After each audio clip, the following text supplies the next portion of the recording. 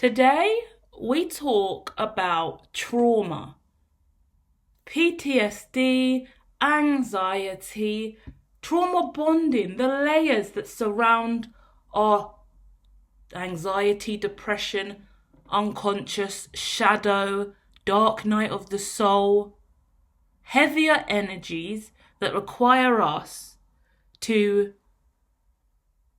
break through before we can even do that, though. We need to go within. We start stressing. We might start trauma dumping. We might get needy, clingy, attached. We've now sent 4 text messages. We've now called someone back 12 times, left multiple voicemails. We're now bitching and moaning and crying, having a panic attack, driving around to someone's house to see them, or locking ourselves away, hiding, refusing to go out, refusing to speak to friends, not showing up to work, calling in sick again. Trauma.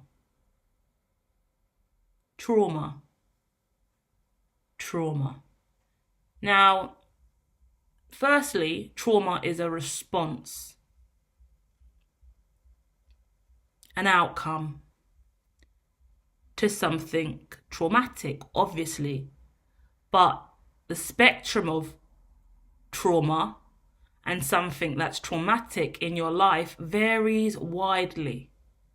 One person breaking a nail and they have a date tonight, trauma, believe it or not, and you're looking at that person like you're fine, and they're screaming, the nail shop's going to be closed, I'm not going to get my nail fixed, I'm not going to be able to go on this first date, they're not going to love me, they're not going to like me, my life's ruined. Very dramatic, very unnecessary. Get over yourself, but hold on, wait. That's a unique individual with their unique trauma points. And that nail being broken could be a signifier that I'm not beautiful enough, I'm not perfect enough, I have to have the best nails, I have to look the best I can, I really want to attract this person. This comes to deeper outlooks of materialism, yeah? Who we have to be and how we have to show up to be perfect, to attract what we want. That's a lot deeper than just breaking a nail. That's a lot of internal anxiety and fear that they're not going to be accepted. That's a lot of energy put into materialism and the way that we look to compensate for a lack of self-love, potentially. That's one diagnosis from the School of Hermitology, but there are many others. Maybe that person getting their nail done all the time was something they did with their ex. Maybe their ex used to pay for it all the time. Maybe their ex had a fetish for feet or hands, and that spiraled on into their relationship. It's the habits and the behaviours we pick up, the routines that we carry, the things that we think are normal and acceptable, but when we meet other people, we realise it's different. Some people have trauma because they witnessed someone else die, because they saw someone commit suicide. Now that's serious. But what I will say is that person who's witnessed someone else die or commit suicide, right? On the other side, that person's trauma can't be scaled against that other person's trauma because the way that we internalize it is always unique. So can I tell you right now that person who's broken a nail does not feel the same trauma response as the person who just witnessed murder or suicide? No, I can't. Because it's a feeling. You know about fight or flight? You know about the nervous system? Our internal functions? They're both having trauma responses right now. And although one is more realistic, less immature, we can knock down the person who's broken a nail. We can mug them off and say they're immature and silly and they're not thinking straight. But in that moment, if they've never had a more serious life experience to date, and they've got real attachment to their nails, silly example, but you get the spectrum here, then they are feeling absolute distress. The nail shop's closed, their nail is broken, they've got a date tonight. It's so important for them to make a really powerful impression, and they think that date is going to ruin all their opportunities in life for the future. They've never had anything serious to deal with in their life regarding death or suicide or any other heavier emotion. So that's them. That's the severest reality for them in their now moment. Maybe they're a young adult. Maybe they're a teenager. This person over here who's a lot maturer could be the same age, to be honest, is now going through depression and suicidal ideations or experiencing what life is like when someone kills himself. Trauma, anxiety, PTSD. It exists on a spectrum. The point of this conversation today is understanding, firstly, the Rule 101 over here at the School of Hermitology is we are all unique. Any opinion, any video, any content on this channel, I'm harsh sometimes and I force my opinion and I yabber on, but the truth of the matter here is we are unique. We all feel things differently. So when one person pulls away, hides, cries, avoids, whilst another person screams, shouts, attacks, minus the violence, there's never an excuse for violence. There's never an excuse for shouting aggressive behaviour, but you've got to understand the spectrum. I can go introvert when I'm in trauma and not speak to anyone and pull away and be quiet and avoid the world. That's avoidance, yeah? Avoidant personality styles. But on the flip side, if I'm avoidant for a really long time and that situation keeps occurring and I know I'm being violated and taken the mick out of, manipulated, gaslit consecutively, I flip to the extrovert. And I'm fucking effing and blinding. Fuck you, go fuck yourself. Ah! I'm roaring, I'm raging, and I'm fucking livid, right? To me, that's also a normal response on the extrovert side because I come from a home where that was our normal communication style. Grew up from a young age swearing, it's normal to me. But once again, that's not acceptable. But if that's ingrained behaviour, how do we break that? And the truth of the matter is I'm 35, 36, and I still scream bloody murder in the moments when I'm in extreme anxiety or stress. I blow my top, blow my lid, flip out, go absolutely batshit crazy. Rarely does that happen, right? But maybe once a year there's this moment where the steam comes out of my ears, at least once a year. And it doesn't result in anything violent or aggressive, but I am just effing and blinding and screaming and shouting for maybe 30 seconds to 1 minute, and then I'll calm down again. Then I'll probably apologise and find stable ground. But once again, is that okay? Is that okay in adulthood? Is it depend on who you have that conversation with? Is it abuse that you're hurling out? Are you saying horrible, negative stuff, or are you just screaming into the atmosphere to release rage? It varies. Because if you're abusing someone verbally, that's not okay. You're tearing someone else down, that's not okay. And that's not really something I ever do. It's just more general screaming in the atmosphere because I'm effed off at reality, right? But we still got to get it out. Everyone needs a minute to scream and explode. That the inner child within us, right? And this is the most important thing about trauma, I would say. It stems from the inner child. We all still have that inner child, provided we do not have amnesia, yeah? If we all have memories throughout our lifespan since we were born, whether you remember them or not fully, they exist. And they have shaped you. I always talk about Erik Erikson's psychosocial stages of development, available in the Hermitology DevOps press release, which you can find on the website. I'll link it in the description. And it really talks about us learning different patterns of behavior and either rejecting them or cementing them into our habitual development and growth, scaling our development. At the earliest ages, when we're about 0 to 3 months, 0 to 6 months, we decide in that moment, are we going to trust people or distrust people? So when I'm crying because I'm hungry, will I be changed? Or if my nappy's full of shit, will I be changed? If I'm crying because I'm hungry, will a bottle come for me? This is what parents will never seem to realise. This is how we damage children. This is why the School of Hermitology has been born. Because that child in the cot crying because they've got a full nappy or they're hungry and need a bottle, if they don't receive a response within a window of time and they're crying and crying and no one comes to help them, they cement the ideology of mistrust. I can't trust anyone to be there for me. I am uncomfortable. The baby knows I am uncomfortable in my skin. I am uncomfortable in my nappy. Help me, help me, help me. I'm hungry, I need milk, help me, help me, help me. No one comes to feed the baby for an hour. No one comes to change the baby's nappy for an hour. That baby is learning, I'm on my own here. I'm going into survival mode. Even if that person comes after an hour, they've gone through a distress call for an hour, crying, sobbing. That's trauma in the child. We're ingraining trauma in a newborn from a really young age. When your child's crying, you don't want to go in straight away and save the day.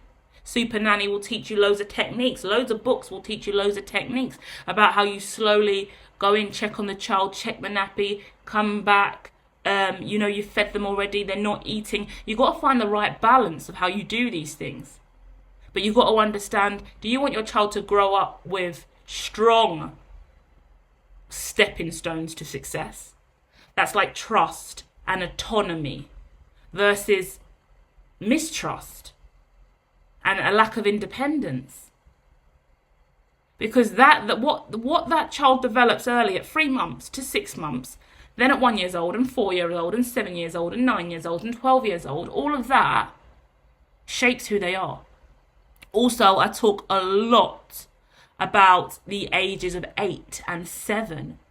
Key windows of time across developmental psychology, the likes of Piaget, Freud, and Bruner, even, developmentalist, really identify the ages between 7 and 8 is where whatever's happened from 0 to 7 really cements your understanding and development of self, your relationship with others, whether you're positive or negative, optimist, pessimist, whether or not you're going to have a healthier future or a negative future, really is cemented at 8 years old.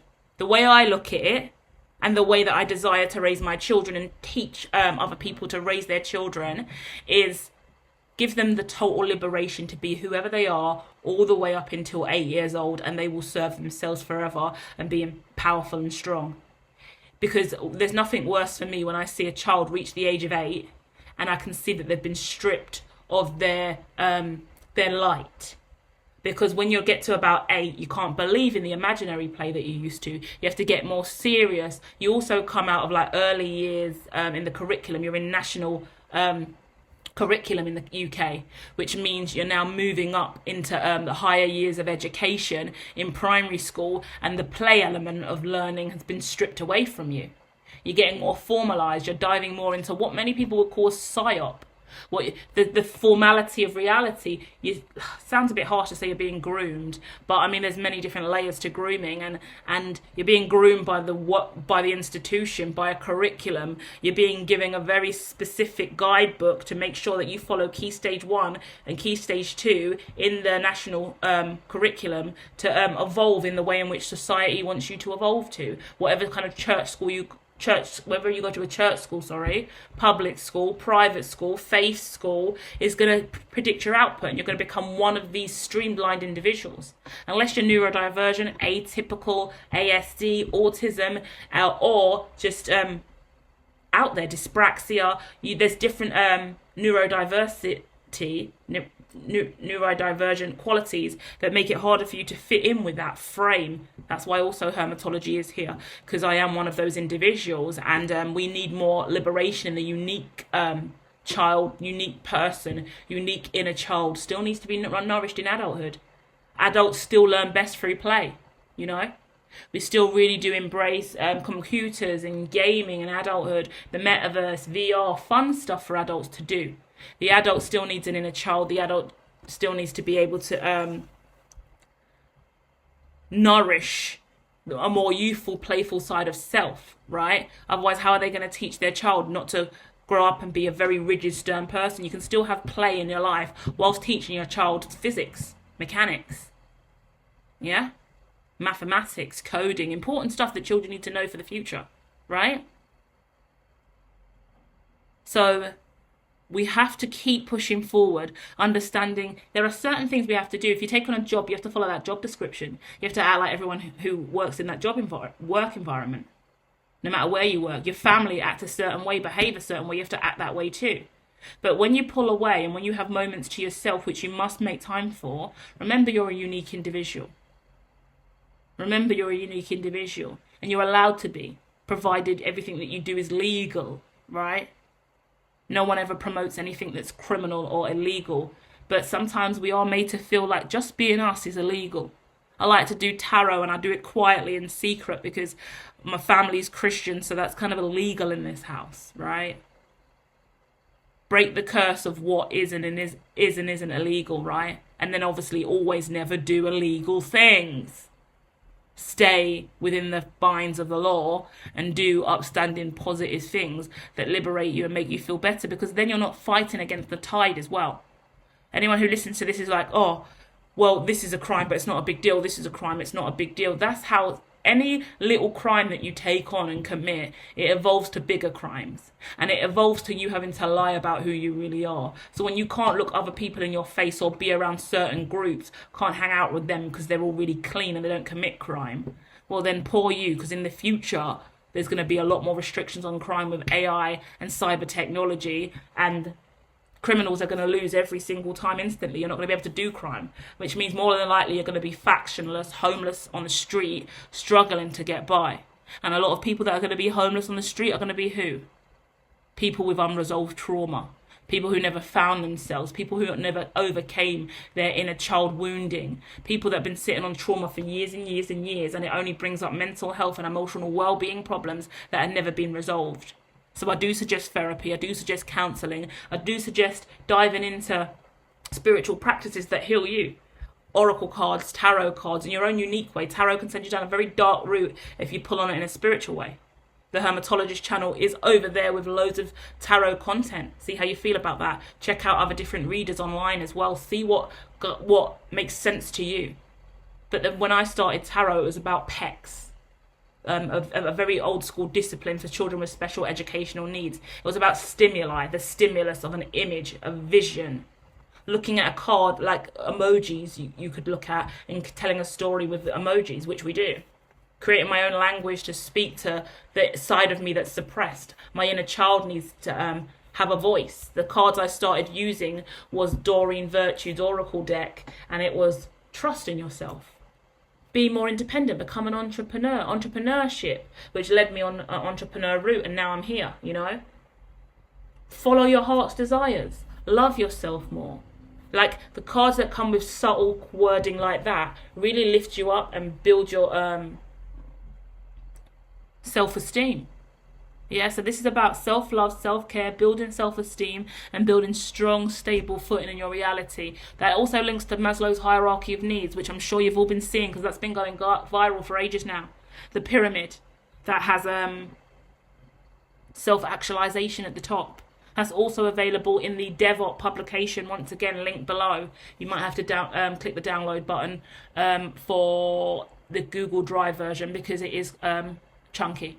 Well, it's not the chunkiest one on the website, but it is quite a chunky piece, PDF. But it's gorgeous and beautiful and nice for you to read with fun stuff in it, really positive healing stuff. So do go and check that out. I hope you found benefit in this today. There was a lot of places I could have went in this conversation that I kind of withheld from because I didn't want to get lost in a rabbit hole of stuff that you didn't need to know. So there's specific layers to trauma, personality type, specific traumatic events that we can go into, specifics of PTSD, ASD, anxiety, the layering of that. Trauma bonding we didn't speak about, trauma dumping we didn't speak about. So if there's specific things you want to know about in relation to trauma specifically, trauma in love, trauma in past lives, trauma with family, trauma with friends, trauma with children that you have that have trauma, let me know in the comments and I'll be sure to add that to the list of content to deliver in the future, okay? And if there are any pieces of content on the channel that you love more than anything else, go over there, hit like, and hit me in a comment with a thumbs up so I know that you're enjoying that and I can do more of that kind of content for you, okay? Love and light, healing energy. Have a gorgeous day, okay? I'll be back soon with more.